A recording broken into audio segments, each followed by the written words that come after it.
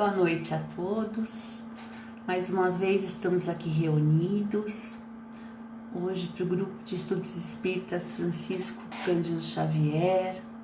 Quem puder e que desejar, coloque uma garrafa de água bem no lado de onde você está e vamos pensar em energias positivas para a gente estar recebendo.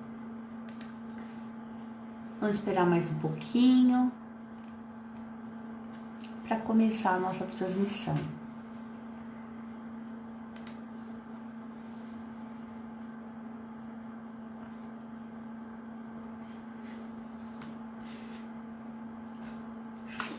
Enquanto isso, eu vou falar um pouquinho para ter a água fluidificada. Primeira coisa que a gente faz é colocar um vasilhame de água, de alguma coisa do seu lado, enchê-lo com água bem limpa, certo? E a gente vai ler uma oração, ou vai estar rezando uma oração para o anjo da guarda, para os socorristas, para eles estarem o quê? Nos orientando nesse momento.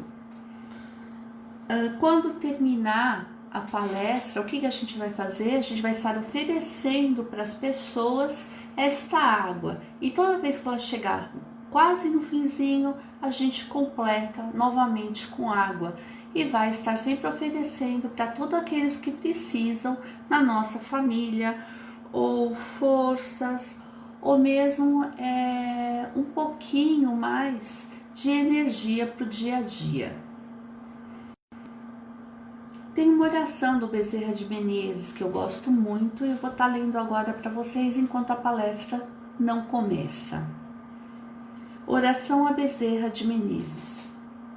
Nós te rogamos, Pai de infinita bondade e justiça, as graças de Jesus Cristo, através de Bezerra de Menezes e suas legiões de companheiros. Que eles nos assistam, Senhor, consolando os aflitos, curando aqueles que se tornem merecedores, confortando aqueles que tiverem suas provas e expiações a passar, esclarecendo aos que desejarem conhecer a verdadeira verdade e assistindo a todos quantos apelam ao teu infinito amor. Jesus, divino portador da graça e da verdade, estende tuas mãos adivosas e socorro daqueles que te reconhecem, o despenseiro fiel e prudente. Fazei-o divino modelo, através de tuas legiões consoladoras, de teus santos espíritos, a fim de que a fé se eleve, a esperança aumente, a bondade se expanda e o amor triunfe sobre todas as coisas. Bezerra de Menezes, apóstolo do bem da paz, amigo dos humildes e dos enfermos, movimenta as tuas falanges amigas em benefício daqueles que sofrem, sejam males físicos ou espirituais. Santos Espíritos, dignos obreiros do Senhor, derramai as graças e as curas sobre a humanidade sofredora, a fim de que as criaturas se tornem amigas da paz e do conhecimento, da harmonia e do perdão, semeando pelo mundo os divinos exemplos de Jesus Cristo. Essa foi a oração de Bezerra de Menezes.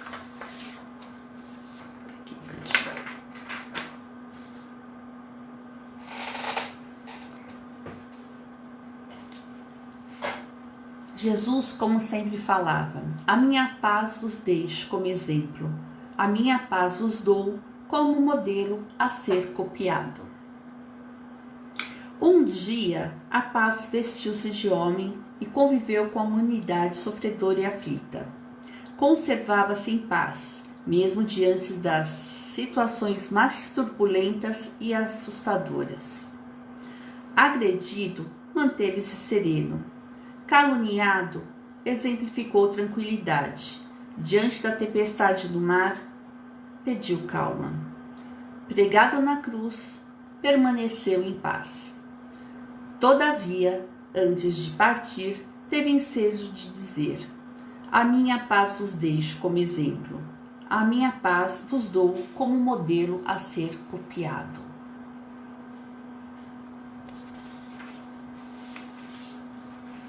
Mais um pouquinho só para a gente começar a nossa palestra da noite.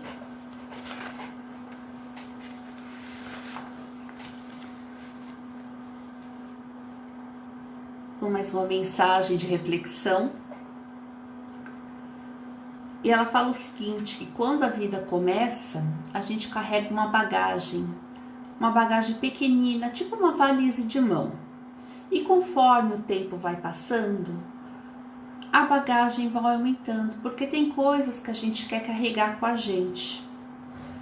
Mas nem tudo aquilo é importante, apesar da gente acreditar que sim.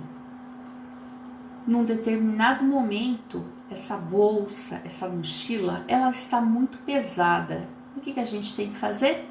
Tem que abrir essa mochila e começar a tirar tudo de dentro dela, tudo aquilo que nos incomoda. Amor. Amor a gente deixa na mochila. Amizade. Amizade não pesa quase nada, né? Mas e a raiva? A raiva pesa? A raiva, ela pesa muito. Então a gente não vai deixar nessa mochila, né? Então a gente vai pegar e vai estar tirando a raiva, o pessimismo, a incompreensão. A incompreensão, então, parece um verdadeiro tijolo que a gente está carregando. Então a gente vai tirar de dentro da mala. De repente, o desânimo quase puxa a gente lá para o fundo da mala. Então a gente vai fazer o quê? Vai puxar ele bem forte, vai deixar lá longe, lá fora. O que a gente vai ficar? A gente vai ficar só com o entusiasmo, com a coragem, com a segurança, com a fé, principalmente com a fé. A fé não pesa quase nada. Então a gente vai continuar com ela dentro da mochila. O caminho que a gente tem para seguir, ele é muito, muito longo. A gente reencarna várias e várias vezes até chegar ao nosso destino final, que é a perfeição. Então, não vamos carregar essa mochila pesada, essa mala pesada, né, com sentimento ruim, com mágoa, com rancor, com coisas que não nos interessam. Então, vamos carregar só com muito amor, muita fé e muita esperança. E essa mensagem de reflexão que a gente fala sobre a bagagem.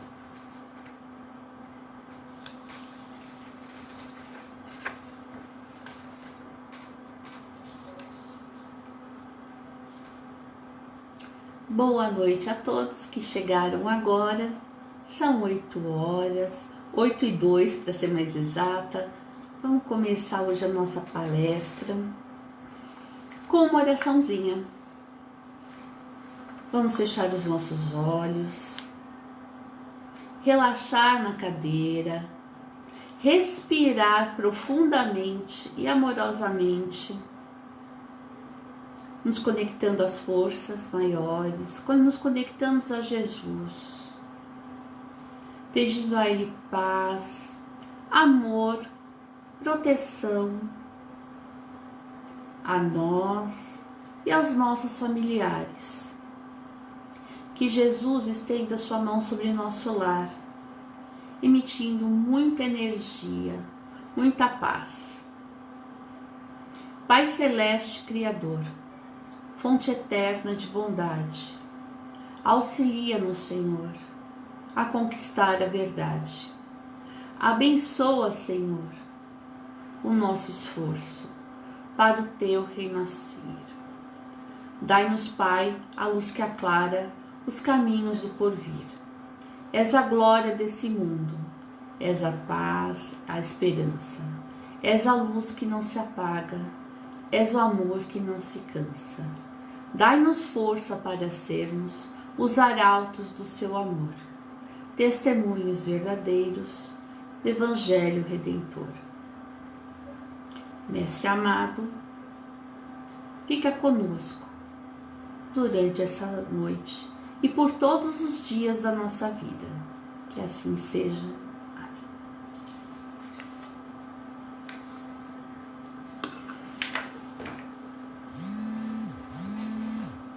Começar hoje com uma pergunta. Oi, gente, foi um probleminha técnico aí, desculpa a internet que caiu. Vou falar para vocês hoje. E se eu morresse agora? Neste exato momento? Mórbido, não, mas a gente precisa falar nisso. E se agora, nesse exato momento, eu morresse? Como seria o meu velório? Como que eu, como espírito, me veria lá? Quem são as pessoas que estariam lá naquele exato momento? Meu chefe, meus subordinados, meus amigos, meus familiares. Quem é que estaria lá naquele exato momento? Se eu morresse hoje, será que esses parentes lá estariam aliviados? Será que aqueles amigos estariam aliviados? Falar, nossa, o que falariam de mim? Ainda bem que eles foram?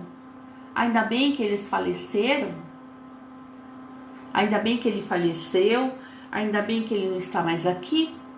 Ou falariam a meu respeito, nossa, que pena? Quais são as pessoas que eu influenciei para o bem e para o mal? Como é que eu estaria vendo esse meu espírito e como as pessoas estavam me vendo naquele exato instante? Qual a vida que eu tive? Foi a vida de um playboy? Foi a vida de um carrasco? A vida das pessoas que eu ajudei? Como é que foi a vida? Como é que eu influenciei a vida de todas essas pessoas? Quem foi que eu amei? Por quem eu fui amado? Como é que teria sido essa minha vida? Será que eu prestei atenção no meu próximo? Ou não? Só prestei atenção em mim, no meu ego, em quem eu era? Como é que seria a vida? A vida dos meus dedos se esvaiu, acabou, passou. Como é que ficaria? Não é mesmo? Se eu morresse hoje, quais as batalhas que eu venci? Teriam valido a pena? Ter vestido caro? Será que é importante? Carros, tudo isso que eu comprei, dias sem dormir para pagar todas essas dívidas, teria valido a pena? O que mais importa na minha vida nesse momento? Seria ter ficado com a minha família?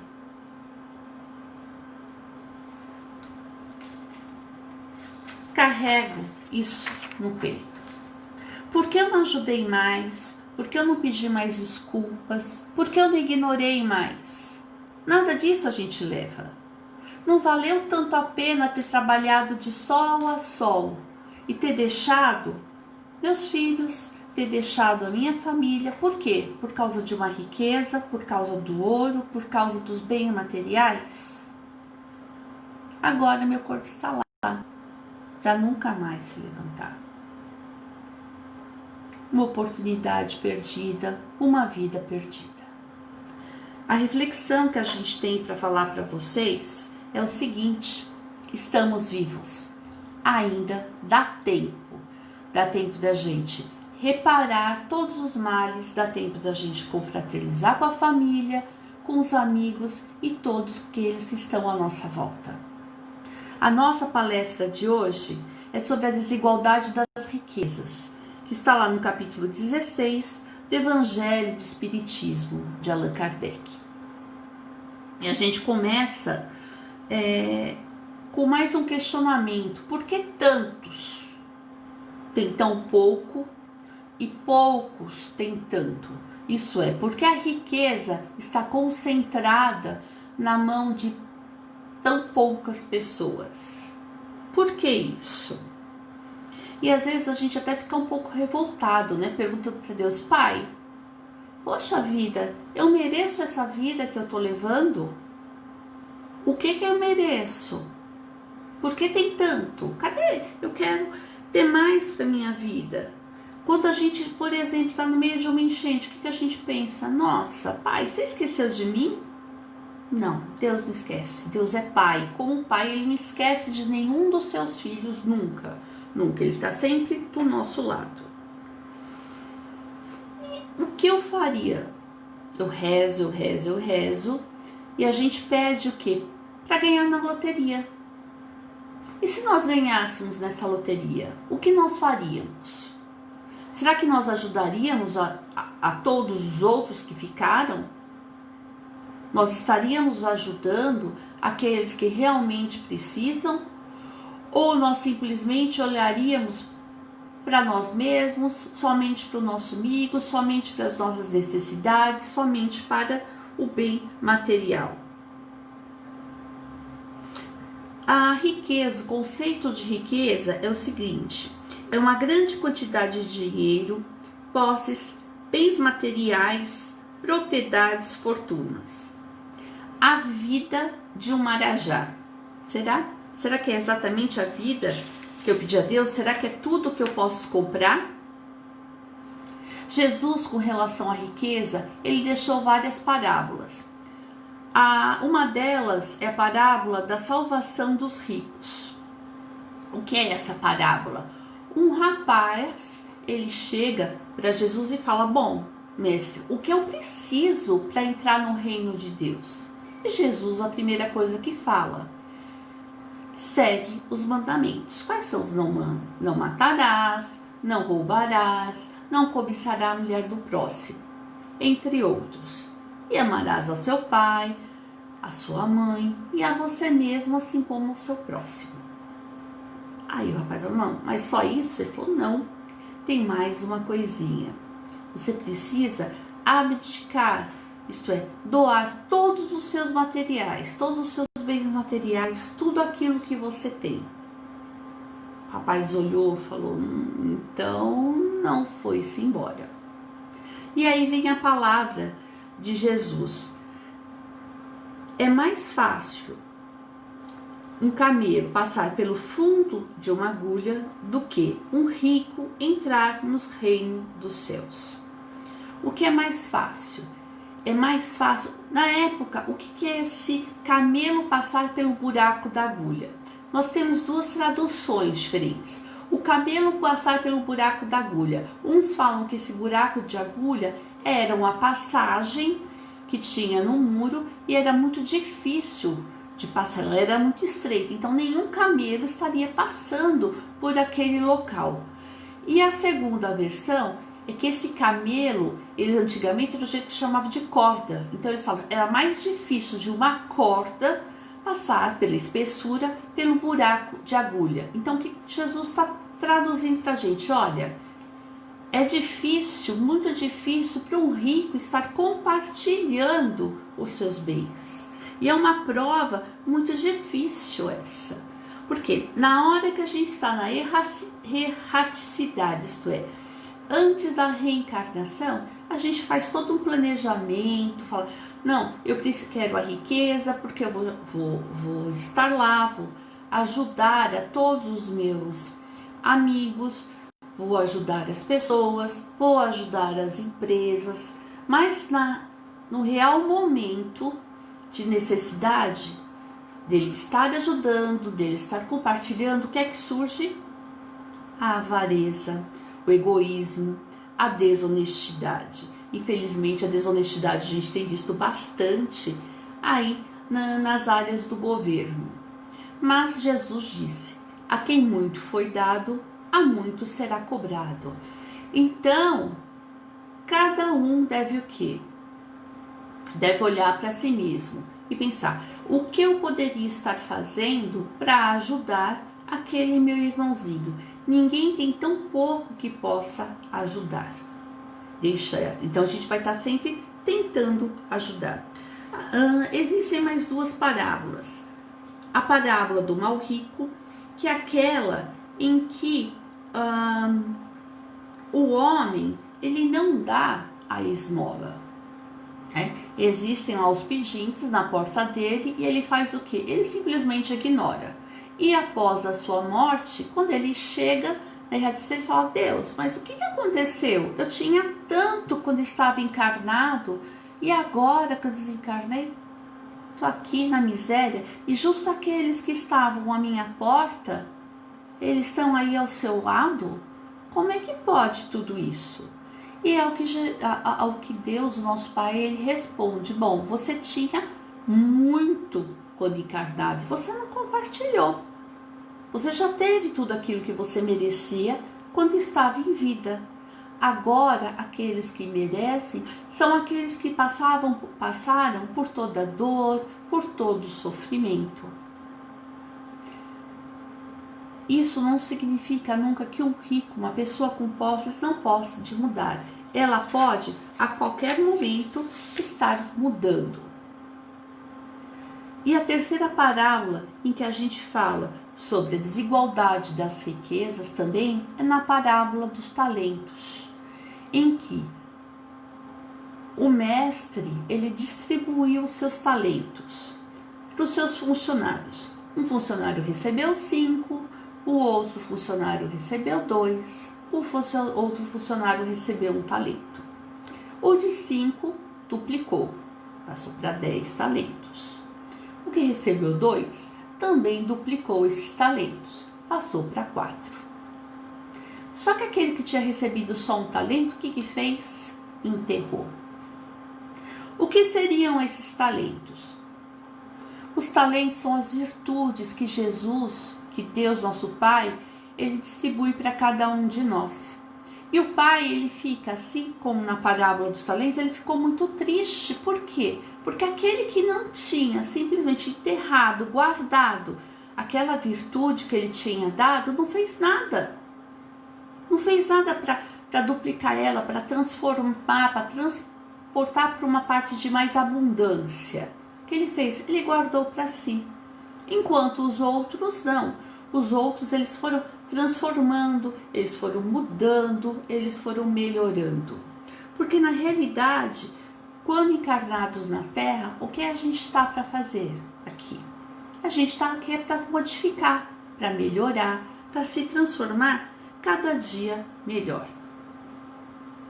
Aí foi falado, bom, a riqueza ela é concedida por Deus. Por que Deus não deu a riqueza igual para todo mundo? Ele poderia ter dado a riqueza para todos igualmente.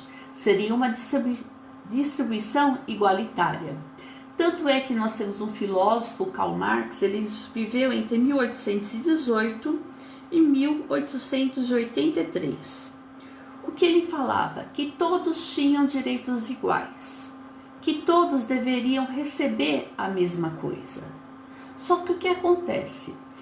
Quando todos recebem a mesma coisa, para que trabalhar? É mais fácil ficar o quê? Na ociosidade. Para comprovar toda essa teoria, teve um professor de universidade que ele fez um teste. Ele pegou os alunos que tiravam nota 10 e também os alunos que tiravam nota 1. O que ele fez? Ele nivelou a nota. Bom, vamos somar a nota de todo mundo e todo mundo vai ficar com 5. O que aconteceu? Os que tiraram nota baixa ficaram felizes. Nossa, eu tirava 1, nivelou, passei a ter 5. Mas aqueles que tinham nota alta, que tinham se esforçado para conseguir aquela nota, o que aconteceu? Passaram a cair na ociosidade. Falaram, nossa, para que eu vou estudar? Para que eu vou decorar textos, fazer trabalhos, se a minha nota vai ser igual? Com o tempo, o que aconteceu? Aqueles que tiravam sempre nota 10, passaram também a tirar nota baixa, nota 5, 4, 3. E a média de todo mundo passou a ficar extremamente baixa. Isso para comprovar o quê? Não se pode distribuir a renda igual para todos. A renda seria igual para todos se fossem todos iguais, se todos fossem semelhantes, isto é, tivessem o mesmo nível de instrução, se todos estivessem no mesmo aperfeiçoamento moral. Aí tudo bem todo mundo receber igual, mas não é o nosso caso. No nosso caso, a gente está aonde? Nós estamos num planeta de expiação e provas. Nós estamos aqui para aprender. Cada um é de um jeito. cada um tem as virtudes conquistadas, outros não. Cada um tem um sentimento, cada um tem um temperamento. Então Deus não poderia jamais estar o que? Distribuindo para todo mundo igual. Outra coisa muito importante, não é Deus que vai também estar distribuindo essas riquezas. Quando a gente vai reencarnar, são escolhidos todos os atributos que a gente vai ter, desde os atributos físicos, se eu vou ser alta, baixa, se eu vou ter alguma doença no futuro, se eu vou ser rico, se eu vou nascer em família rica, se eu vou nascer em família pobre. Tudo isso vai ser devidamente planejado. Não é simplesmente eu quero, vai ser ou não vai ser. E a riqueza, ela também vem em toda essa parte, nessa atribuição do que eu vou ser quando reencarnar. Como é que eu vou ser? Como é que eu vou definir? Algumas provas podem, tipo de saúde, podem ser suavizadas de acordo com o meu comportamento durante a vida. Se eu fizer boas ações, talvez aquele comportamento, aquela doença que eu viria a ter, virá a ser amenizada. Talvez não. Talvez se eu contribuir um pouco mais com a sociedade, se eu trabalhar um pouco mais com a sociedade, as coisas possam ser um pouco diferentes. Lá no livro No Céu e Inferno, no capítulo 7, é falado o seguinte: a misericórdia de Deus, ela é infinita, sem dúvida, mas ela não é cega. O culpado que ele perdoa não é exonerado, enquanto não satisfaz a justiça, sofre as consequências de suas faltas. Isto é, toda a parte de arrependimento e reparação. Deus perdoa, só que ele tem que trabalhar para estar o quê? Melhorando. É a mesma coisa o seguinte, não é questão de castigos, é questão de remédio. Se eu me machuco, eu preciso o quê? Ir ao hospital, preciso passar com o médico, ele vai estar receitando os remédios, certo? Eu vou seguir corretamente a medicação. Estar reencarnado, estar no planeta Terra é o quê? Somos nós recebendo essa medicação necessária. Se nós estamos ricos, se nós estamos pobres, é tão somente uma questão temporária. Isso pode mudar sim de acordo com o quê? De acordo com o nosso merecimento, de acordo com o nosso esforço, de acordo com a nossa evolução, de acordo com as nossas dificuldades e as nossas aptidões. No Livro dos Espíritos vem a pergunta 815. Qual dessas duas é mais perigosa para o homem? A da desgraça ou da riqueza? Então, Allan Kardec está perguntando para o homem, o que é pior para o espírito? Tanto uma quanto a outra. A miséria provoca a lamentação contra a providência. A riqueza leva a todos os excessos. Então, é perguntando exatamente sobre o quê? Sobre essas provações. A pessoa que tem menos condição financeira, geralmente ela fala, nossa pai, mas por que eu? Por que isso está acontecendo comigo? Porque eu não tenho condições, às vezes, de ter um carro melhor, de ter uma casa melhor, mas só fica limitado ao bem material. Por que a gente está agora limitado a esse bem material? Porque a gente precisa aprender alguma coisa. A partir do momento que a gente aprende alguma coisa, que a gente se analisa, que a gente vê o porquê, que a gente descobre quem realmente nós somos, essa situação ela pode mudar. E a riqueza leva a todos os excessos, todas as tentações. O que ela traz para a gente? Ela traz toda a parte de vícios. Se eu tenho dinheiro em excesso, o que eu vou fazer? Eu vou gastar. Simplesmente eu não vou ver, às vezes, o meu próximo. Eu não vou ver aquela pessoa que está precisando. Eu vou me entregar aos vícios, às luxúrias, às compras exageradas. A missão da pessoa, quando vem com a prova da riqueza, é a de quê? É a de ajudar uma empresa, às vezes uma pequena empresa que vai dar mais empregos para as pessoas terem uma condição melhor, a praticar sim a caridade, a estar ajudando o quê? As casas, aquele que tem menos. Essa é a prova real da riqueza. A gente fala, mas o político lá é a consciência dele, ele que vai depois sofrer com essas consequências. Cada um faça a sua parte, é o melhor que a gente pode estar fazendo. Existe uma historinha que eu gosto muito e já foi feito até filmes sobre ela.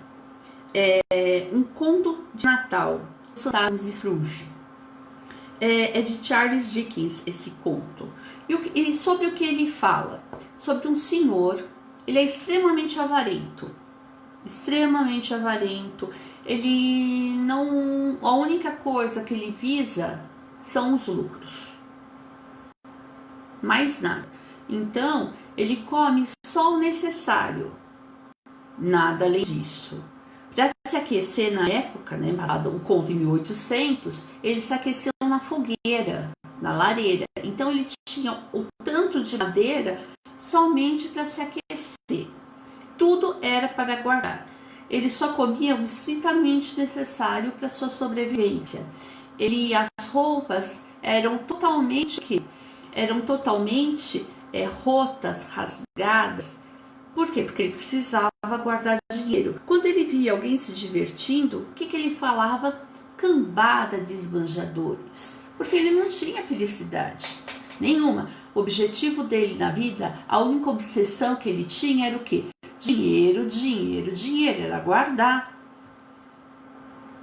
Até que em determinado momento, o que acontece? Ele vai dormir e ele tem um sonho.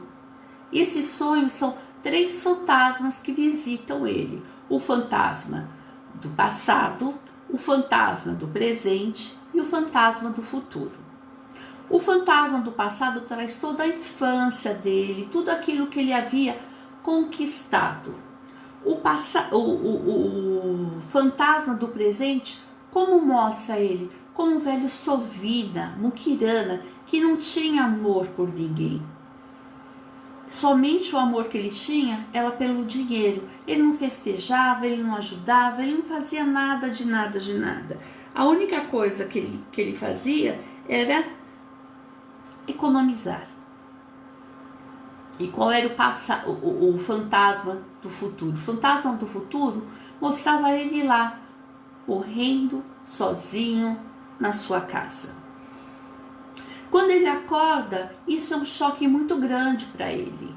Ele fala, nossa, ainda bem que foi um sonho.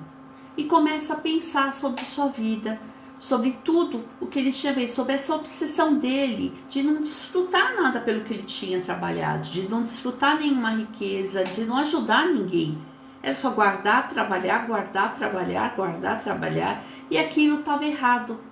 O que ele passa então a fazer? Ele passa a ajudar os seus funcionários, ele passa então a visitar o filho, ou o filho não, o sobrinho, ele passa a ser uma pessoa diferente, ele passa a ser uma pessoa melhor.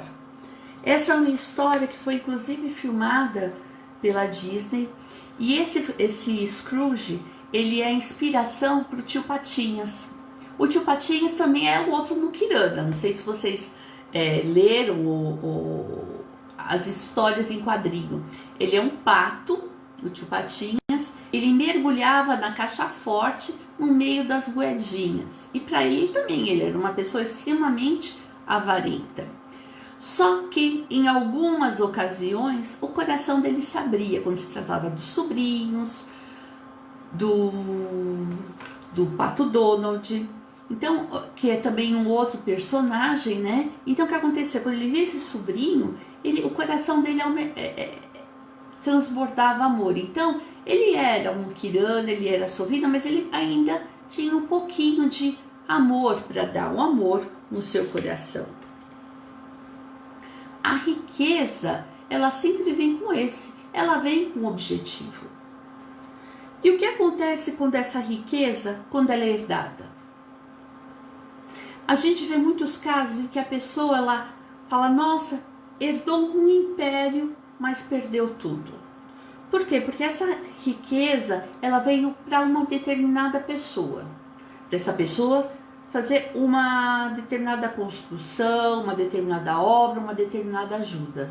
E ela não ajudou, ela não fez nada com esse dinheiro. E ela também não ensinou aos seus herdeiros o que ela deveria fazer com essa riqueza. Logo, ela foi completamente desperdiçada. Por isso que essa riqueza, ela é perdida, ela é desfeita, ela é retirada da mão dessas pessoas e é transferida para outras que também vieram com a opção, com essa encarnação, que é de utilizar essa riqueza para o bem de outras pessoas. Existe a história da Condessa de Paula. Ela também está no Céu e Inferno, na segunda parte, no capítulo 2. E ela tem o exemplo da riqueza bem empregada. O que ela fazia? Ela era esposa de um governador. E como esposa de um governador, o que ela tinha que fazer? Ela tinha que dar festas, ela tinha que se vestir muito bem, tinha que estar sempre com joias e tudo mais. Como ela fazia então para ajudar as pessoas? Ela economizava nas festas, ela sempre arranjava alternativas para suprir, logicamente, as necessidades do seu esposo, o governador, e com todo aquele dinheiro que sobrava, ela estava o quê? Ajudando aos necessitados.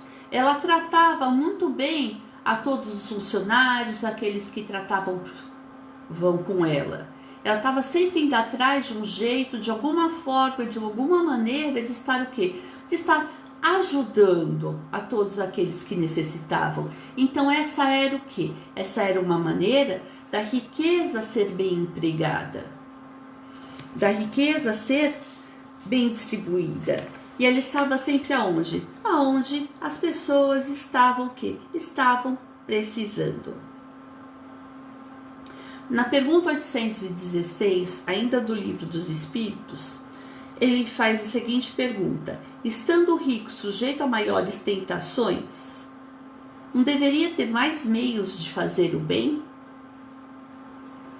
Mas é justamente o que nem sempre faz. Torna-se egoísta, orgulhoso e insaciável. Ele nunca julga ter o suficiente. Então o que ele está falando? A pessoa recebeu essa herança, ela recebeu essa riqueza. E ao invés de ela empregar em obras, para tudo aquilo que ela havia se planejado, o que ele faz? Ele acha que nunca está bom. Então ele quer mais, mais, mais e mais. No futuro, o que vai acontecer? Ele que vai ter o quê? Que decidir se ele quer servir a Deus ou ele quer servir ao dinheiro. Não dá para fazer os dois. Existe uma poesia. Ela fala sobre a riqueza da matéria e a miséria da alma. Ela é um poema de Fábio Braza. E ele fala o seguinte: é importante desejar, mas com muita calma. Nada contra desejar um carro ou uma camisa. A gente pode ter sim os bens materiais. Mas antes a gente tem que se perguntar: por que queremos o que queremos? Será que a gente realmente precisa disso? Será que realmente precisa desse bem material? Será que esse bem material nos fará melhor? Será que esse bem maior nos trará felicidade? Ou é somente algo mais para alimentar a nossa vaidade? Então a gente precisa pensar muito nisso. Para que esse bem material? Para que eu quero ele? Será que é tão somente para estar o quê? Alimentando a nossa vaidade? Jesus, ele deixa a última mensagem no seguinte: Ninguém é tão pobre que não tenha nada para dar e ninguém é tão rico nada que precise. Jesus, ele veio para a terra sem nada. Comoveu a muitos, ensinou a muitos. E Jesus, em todas as suas mensagens na terra, ele sempre trouxe essa grandeza de espírito, a grandeza de amor, a grandeza do perdão, a grandeza de estar sempre ajudando. Jesus foi tão importante, mas tão importante para a nossa história, que ele é um marco. Ele é um marco no nosso calendário, tanto é que a gente vê sempre nas aulas de história, antes de Cristo e depois de Cristo, ou a data e ACDC. Vamos seguir então. Jesus foi tão importante, deixou tantas mensagens, tantas parábolas. Vamos seguir aquilo que ele deixou para a gente, que fora da caridade não há salvação. Vamos compartilhar, vamos ajudar a todos aqueles que necessitam. Se a gente não pode materialmente, com uma palavra de amor, uma palavra de carinho, uma palavra de compreensão. Agradeço a oportunidade de estar aqui mais uma vez sendo recebida nesse grupo com todo carinho. Vamos fechar os nossos olhos, estar agradecendo a Jesus por mais uma oportunidade de estarmos aqui reunidos. Que Jesus fique conosco durante nossa vida, nessa jornada. Sabemos que não tem sido fácil, mas com a ajuda dele, fica tudo muito, muito mais fácil. Vamos confiar no Pai, vamos confiar em Deus, que a tudo provê, que vai estar sempre do nosso lado, nos carregando, nos mostrando o caminho certo. Vamos sempre pedir a Deus, conversar com Ele, agradecer e principalmente escutar o que Ele tem a nos dizer em todos os momentos. Pai nosso que estais no céu, santificado seja o vosso nome. Venha a nós o vosso reino, seja feita a vossa vontade, assim na terra como no espaço. O pão nosso de cada dia nos dai hoje. E sempre, Senhor, perdoai as nossas ofensas, assim como nós perdoamos aqueles a quem nos têm ofendido. Não nos deixeis cair em tentação, livrai-nos hoje e sempre de todo mal. Fica conosco, Mestre amado, por hoje e por todo sempre. Muito obrigada, sejam todos muito felizes.